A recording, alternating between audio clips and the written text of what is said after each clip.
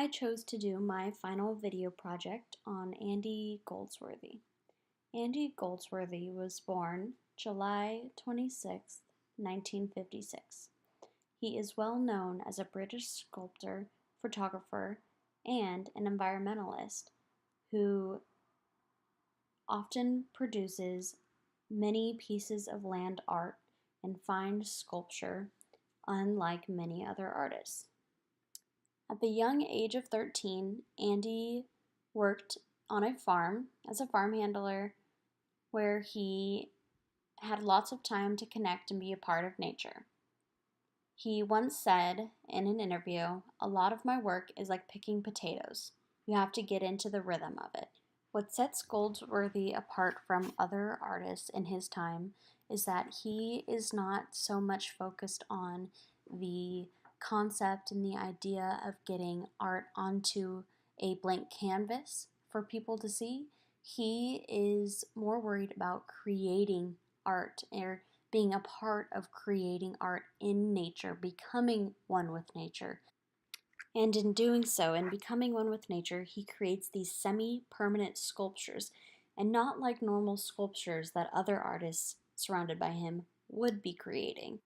For instance, the process of making these semi-permanent sculptures means using materials such as snow, stones, twigs, leaves, flower petals, anything that he may come across while being in nature, walking on a path in the woods, nobody surrounding him. He finds the closest thing to him or the first thing that catches his eye, and he starts creating. He starts creating art in these semi-permanent sculptures that I keep talking about. One of his first pieces of art dated back to 1976, known as the Black Sand, where he himself was the sculpture. What he wanted to get out of this specific piece of art was that he is now one with nature. Because he has covered himself in this black sand, he is now able to feel the physicality of his own practice and the effects that it has on nature. Here we are able to see the real relationship that he has formed with nature. He is not just in it, he is nature. This is just the beginning of that physical connection that he has created with nature and within himself. The fact that his figure was captured in a black and white setting really portrays a different message than if it were captured perhaps in color. Right now, we are seeing this dark and scary figure which has nothing to do with nature. Whereas if it were seen in a color setting, it might have been more inviting and more humorous, where nature would fit into that category more than the dark side of this figure. As people became more aware of who Andy Goldsworthy was and what his work was, there was actually a documentary created about him in 2001 called Rivers and Tides. And in this documentary, there are different pieces of his artwork, all things that he has created with nature. This specific piece shown is actually created out of ice. And the way that he made this specific sculpture, this ice sculpture, was by hand. He took little pieces of ice, as seen on the right hand side of the slide, and he melted them and fused them together to create the sculpture shown on the left hand side. What he did was he waited until the sun rose, and the way that the sun came over the mountain and reflected onto his sculpture created that glowing luminescent sensation on the ice sculpture itself. He believes that art makes you step aside the normal, and what he created, this ice sculpture, is not normal to be created by a man's hand. And this is the kind of stuff that he is known for doing. He stops in his tracks, looks at a piece of ice, and says, "Wow, that's beautiful," and creates something with nature.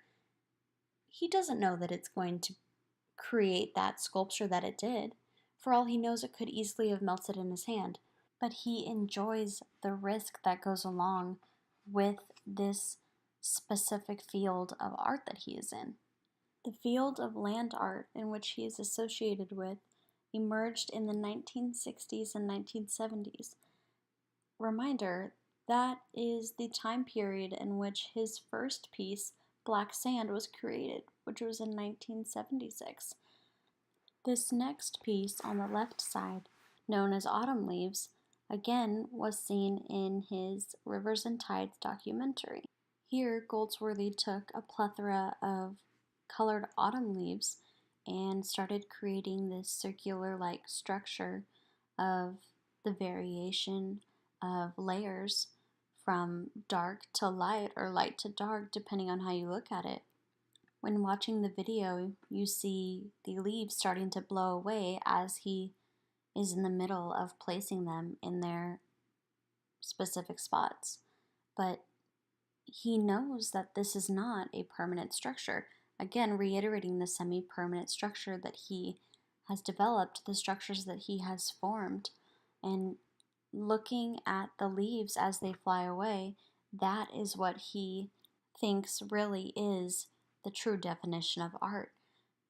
Art is what nature makes it out to be, so he is in the midst of creating this structure, yet the wind blows and carries away these autumn leaves that he had been rounding up for which could be hours on end. Yet he doesn't get mad and he doesn't get frustrated. He stops and he sees that as the finish to his piece of artwork. The piece on the right side is him literally leaning off of the side of a mountain against the wind and just taking in the wind, letting it hit him in the face and admiring the beauty in the flow of the wind, the direction of the wind as it pushes his hair back and allows him to fall against nature.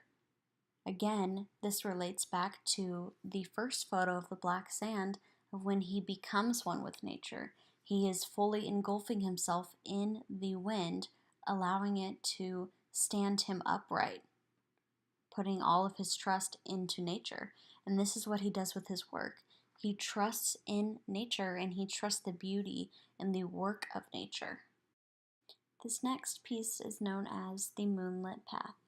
According to Richard Dormant, a reporter for The Telegraph, this is seen as one of Goldsworthy's most original and poetic works yet. He has created this path completely out of finely grinded up bits of white chalk. The Moonlit Path is located in a secluded Petworth Park, where the entrance to this park already is very limited. Therefore, as people walk through this park to go down the Moonlit Path, in order to gain the experience that Goldsworthy wanted everyone to have, you need to have a clear mind, you need to be silent, and you need to be alone. And while walking down this path, you are taking in every left and right sound and every left and right movement that happens in the woods and admiring the beauty while you're walking down this pathway that is just glowing from your feet. Mother Nature and its creation has become the main source of inspiration for Andy Goldsworthy's work of art. He once said, "You can walk on the path or you can walk on the edge." And he literally walks on the edge with nature. This man is worthy of the 2 documentaries that have been filmed on his life and on his art. I hope you have enjoyed learning about Andy Goldsworthy as much as I have. Thank you.